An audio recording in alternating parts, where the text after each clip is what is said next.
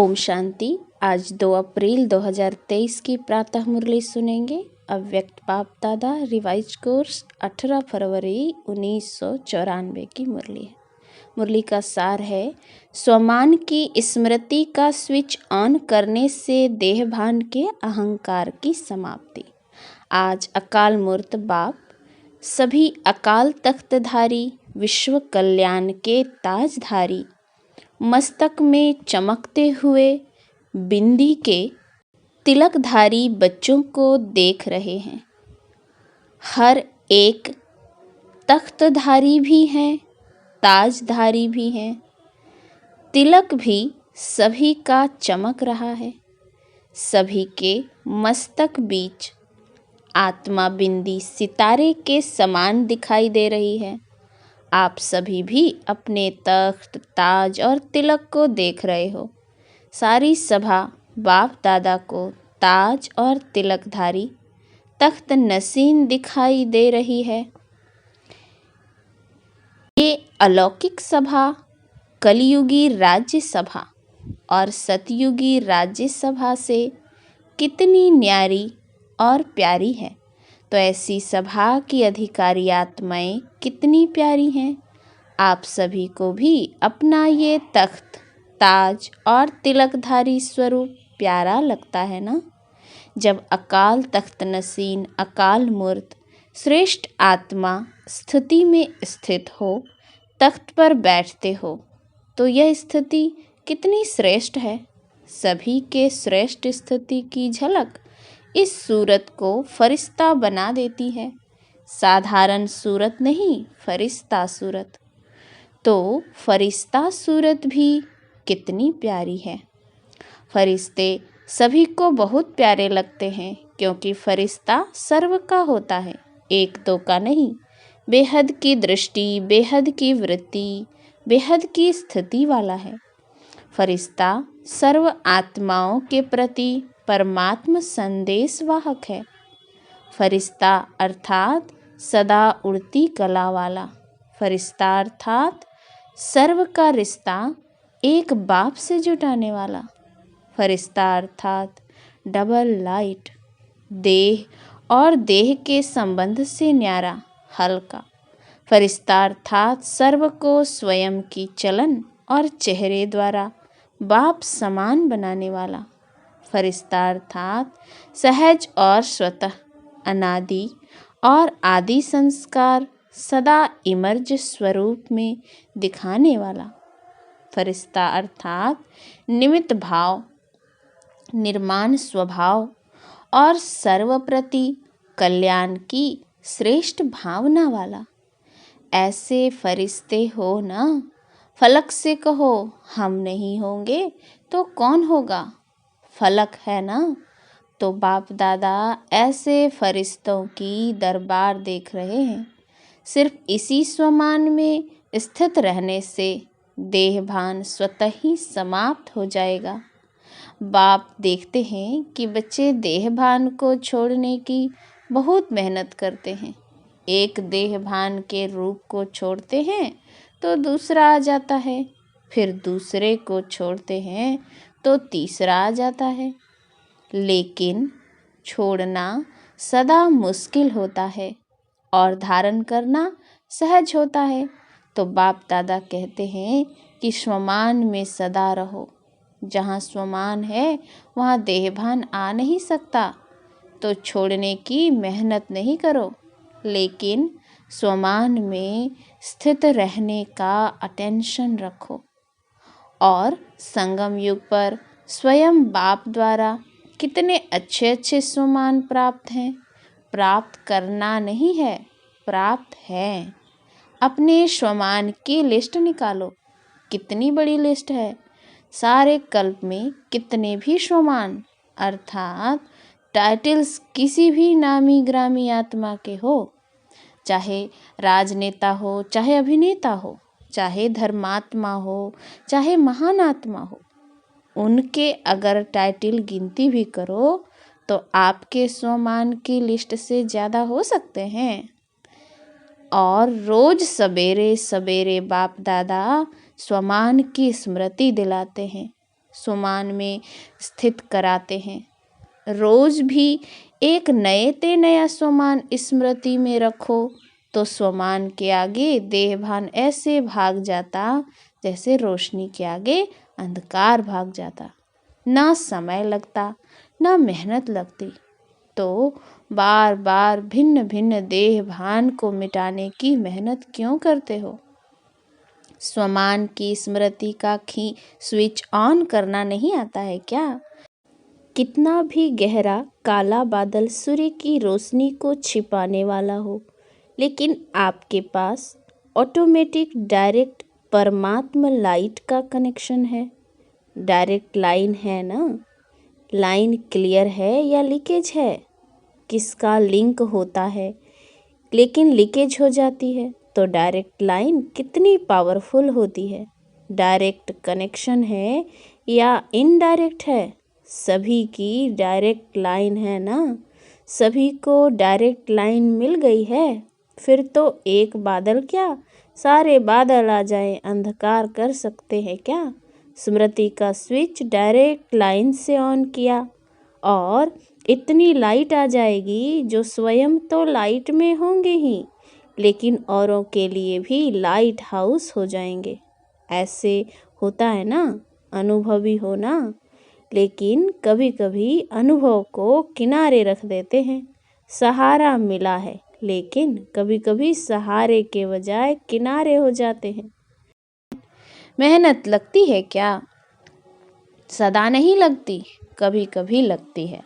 Switch on करना भूल जाते हो क्या? वास्तव में अगर एक मास्टर सर्वशक्तिमान का स्वमान भी याद हो तो मेहनत की कोई बात ही नहीं। मार्ग मेहनत का नहीं है, लेकिन हाईवे के बजाय गलियों में चले जाते हो। वह मंजिल के निशाने से और आगे बढ़ जाते हो तो लौटने की मेहनत करनी पड़ती है। बाप दादा सदा अपने स्नेह और सहयोग की गोदी में बिठाकर मंजिल पर ले जा रहे हैं। गोदी में बैठकर मंजिल पर पहुंचने में मुश्किल क्यों लगता है? स्नेह और सहयोग की गोदी से निकल कभी और आकर्षण खींचती है तो चक्कर लगाने निकल जाते हो, थक भी जाते हो, फिर मेहनत भी महसूस करते हो। तो इस वर्ष क्या करेंगे? मेहनत समाप्त। मोहब्बत में, लव में लीन हो जाओ। लवलीन हो, हर कार्य करो। जो लीन होता है उसको और कुछ दिखाई नहीं देता, आकर्षित नहीं करता। तो लव में रहते हो। ऐसा कोई होगा जो कहे मुझे बाप से प्यार नहीं है, लव नहीं है? सभी का लव है ना, लेकिन कभी लव में रहते हो, कभी लव में लीन रहते हो। नहीं तो देखो, मन बुद्धि द्वारा स्थिति में बाप का सर्व संबंधों से साथ है, साथ भी है, और सेवा में बाप हर समय साथी है।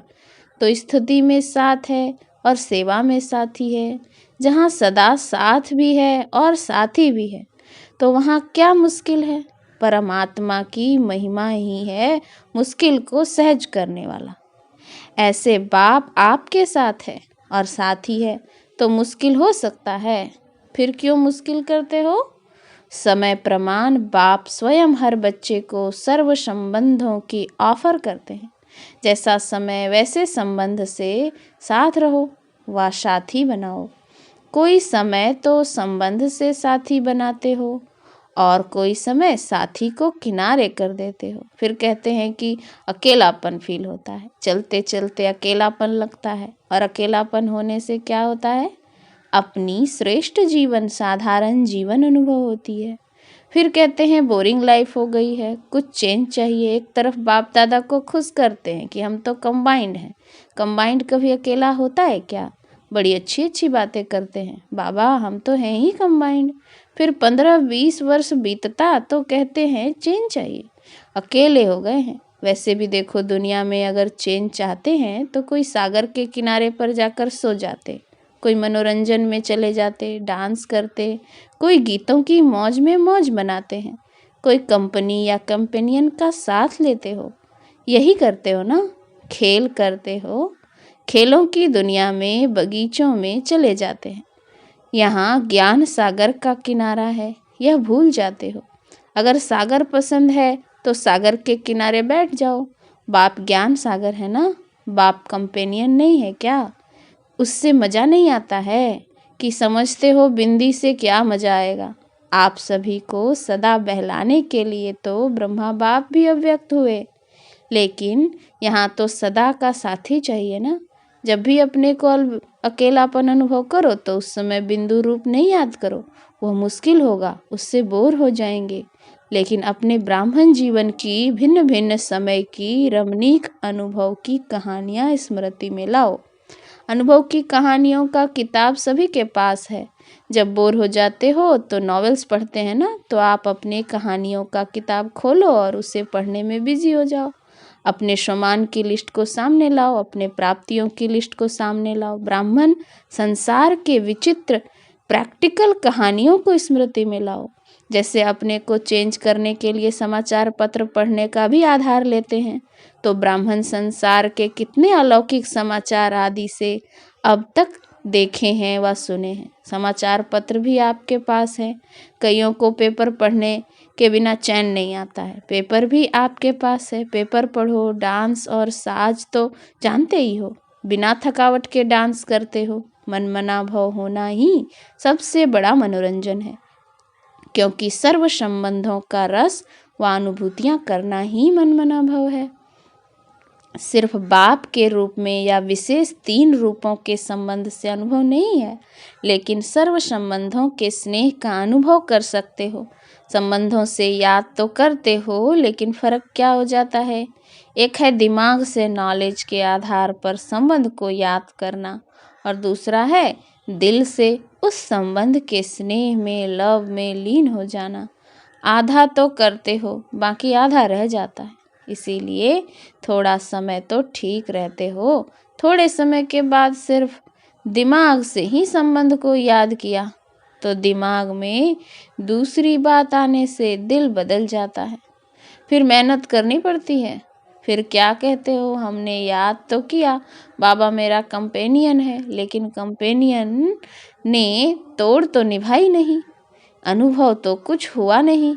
ये दिमाग से याद किया, दिल में स्नेह को समाया नहीं। जब भी कोई बात दिमाग में आती है तो वह निकलती भी जल्दी है, लेकिन दिल में समा जाती है तो उसको चाहे सारी दुनिया भी दिल से निकालना चाहे तो भी नहीं निकाल सकती। तो सर्व संबंधों को समय प्रमाण, जिस समय जिस संबंध की आवश्यकता है फ्रेंड्स की, तो और याद करो बाप को तो मज़ा नहीं आएगा। इसीलिए जिस समय जिस संबंध की अनुभूति चाहिए उस संबंध को स्नेह से, दिल से अनुभव करो। फिर मेहनत भी नहीं लगेगी और बोर भी नहीं होंगे, सदा मनोरंजन। तो इस वर्ष क्या करेंगे? मेहनत से निकलना है। हर मास सिर्फ ओके लिखना और कुछ नहीं लिखना। ओके से समझ जाएंगे कि मेहनत से निकल गए। लंबे लंबे पत्र नहीं लिखना, नहीं तो कहते हैं कि पत्र तो लिखा, जवाब नहीं मिलता। ऐसे नहीं कि आपके पत्र पहुंचते नहीं हैं, पत्र लिखना शुरू करते हो और वहाँ कंप्यूटर में पहले आ जाता है, पोस्ट में पीछे पहुंचता है। वैसे बाप दादा इतने लंबे पत्रों का रोज की मुरली में सबको जवाब देता है। रोज पत्र लिखते हैं, इतना लंबा पत्र कोई लिखता है? तो इतने अपने सम्मान को देखो। परमात्मा का कितना प्यार है आप सबसे। परमात्मा का प्यार है तब पत्र लिखते हैं, अर्थात मुरली में उत्तर भी देते हैं और याद प्यार भी देते हैं।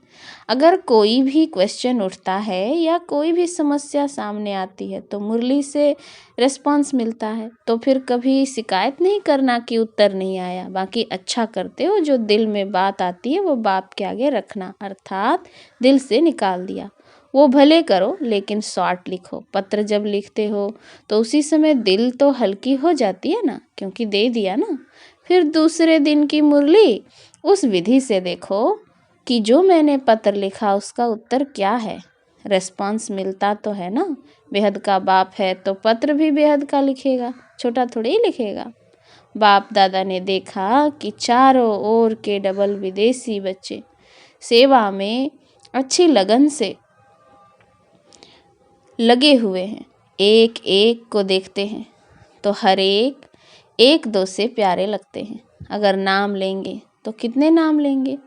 इसीलिए सभी अपने नाम से विशेष सेवा की रिटर्न मुबारक स्वीकार करना। नाम लेना शुरू करेंगे तो माला बनानी पड़ेगी, लेकिन माला के सभी मन के बाप दादा के सामने हैं। समय प्रति समय सेवा बेहद की और सफलता संपन्न होती जा रही है। वर्तमान समय विदेश में 2 सेवाओं का रिजल्ट अच्छा प्रत्यक्ष हुआ। अनेक प्रकार की सेवाएं तो चलती ही रहती है, लेकिन विशेष एक ये ग्लोबल बुक जो मेहनत करके तैयार किया है, उसके निमित्त चारों ओर विशेष आत्माओं का संपर्क में आना सहज हो गया। तो जिन बच्चों ने दिल व जान, सिक व प्रेम से समय दिया, सहयोग दिया, उसके प्रत्यक्ष फल सेवा के निमित्त आत्माओं को बाप दादा पदम गुना मुबारक दे रहे हैं। और साथ साथ जो अभी डायलॉग व रिट्रीट किया, उसकी रिजल्ट भी पहले से अच्छी रही और सभी देश वालों ने इसमें जो सहयोग दिया उन सब को भी मुबारक। लक्ष्य अच्छा रखा तो चारों ओर अभी इस 2 प्रकार की सेवा की अच्छी धूमधाम चल रही है और आगे भी चलती रहेगी। बाप दादा को याद है कि पहले विदेश से VIPs तो छोड़ो, IPs लाना भी मुश्किल लगता था और अभी तो सहज लगता है ना। तो यह सेवा का प्रत्यक्ष फल है और कितनों की दुआएं मिली। जिसके हाथ में बुक जाता है उन सब की दुआएं किसके खाते में जमा होती हैं? जो निमित्त बनते हैं। चाहे देने की सेवा, चाहे बनाने की सेवा, चाहे आइडिया निकालने की, चाहे लिखने की, सबको दुआएं मिलती है। तो कितनी दुआएं मिल रही हैं? बहुत दुआएं मिलती हैं। आप सिर्फ रिसीव करो। अपने में ही बिजी रहते हो तो दुआएं रिसीव नहीं करते हो। और जो VIPs या IPs संपर्क में आते हैं तो एक कितनों को अनुभव सुनाएंगे। तो उन सभी की दुआएं ब्राह्मण आत्माओं को बहुत बहुत प्राप्त होती हैं। अगर दुआएं रिसीव करो तो भी संपन्न तो हो ही जाएंगे। बुक भी अच्छा निकाला और ये प्रोग्राम भी बहुत अच्छा है। और भारत वालों की विशेष सेवा अभी कार यात्रा की चल रही है। बिजनेस विंग के भाई बहनों ने 11 कारों की एक रैली राजकोट से बॉम्बे तक निकाली है, जिसमें अनेक प्रकार की सेवाएं हो रही है। उसकी भी रिजल्ट बहुत अच्छी निकल रही है। और आगे एक भी निमित्त बन गए तो अनेकों के भाग्य जगाते रहेंगे। तो ये भी सेवा की रिजल्ट अच्छी दिखाई दे रही है। जो भी इस सेवा में निमित्त हैं, उमंग उत्साह से बढ़ रहे हैं, उन सभी को भी चारों ओर के भारतवासी बच्चों को, सहयोगी बच्चों को, निमित्त बच्चों को बाप दादा मुबारक दे रहे हैं। मेहनत नाम मात्र और सफलता ज़्यादा। अब ऐसी सेवा के प्लान बनाओ। इस सेवा में भी यह दिखाई देता है कि मेहनत कम, रिजल्ट ज़्यादा। ऐसे विदेश के दोनों प्रोग्राम में भी ऐसे हैं। अच्छा, देश विदेश के सर्व सेवा में उमंग उत्साह से आगे बढ़ने वाले अथक बनौरों को, दान वरदान देने वाली आत्माओं को, चारों ओर के बाप के सर्व संबंध के लव में लीन रहने वाली लवलीन आत्माओं को, सदा सहज अनुभव करने, औरों को भी सहज अनुभव कराने वाली सहयोगी आत्माओं को, सदा स्वयं को स्वमान द्वारा सहज देह भान से मुक्त करने वाली जीवन मुक्त आत्माओं को, सदा बाप को साथ अनुभव करने वाले और साथी अनुभव करने वाले समीप आत्माओं को बाप दादा का याद प्यार और नमस्ते। रूहानी बच्चों की रूहानी बाप दादा को याद प्यार, गुड मॉर्निंग और नमस्ते नमस्ते नमस्ते। वरदान: अपने आदि और अंत दोनों स्वरूप को सामने रख खुशी व नशे में रहने वाले स्मृति स्वरूप भव।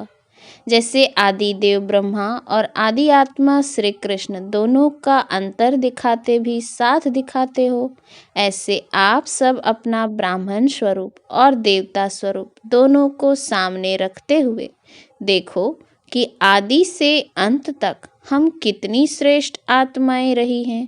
आधा कल्प राज्य भाग्य प्राप्त किया और आधा कल्प माननीय पूजनीय श्रेष्ठ आत्मा बने, तो इसी नशे और खुशी में रहने से स्मृति स्वरूप बन जाएंगे। स्लोगन: जिनके पास ज्ञान का अथाह धन है उन्हें संपन्नता की अनुभूति होती है। अच्छा, ओम शांति।